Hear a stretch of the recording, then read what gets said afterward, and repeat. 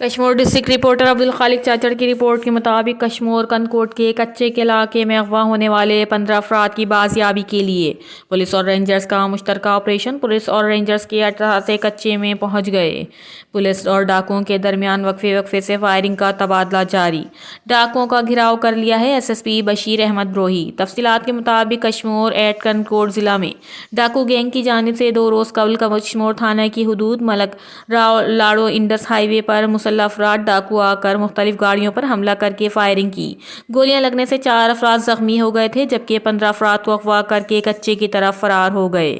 ڈاکوؤں کی ایسی کارروائی قانون کی رٹ اور سیکیورٹی اداروں کو سرعام چیلنج ہے۔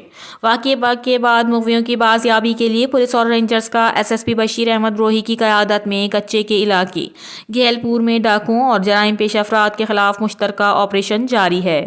پولیس اور رینجرز نے پورے علاقے کو اپنے گھیرے میں لے رکھا ہے۔ کچے کے خارجی اور داخلی راستوں کو مکمل سیل کر دیا گیا ہے۔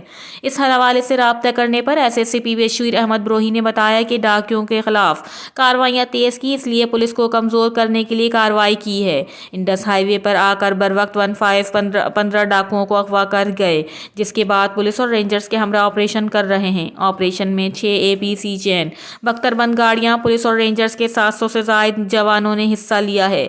پولیس اور ڈاکوؤں کے درمیان وقفے سے فائرنگ کا تبادلہ بھی جاری ہے۔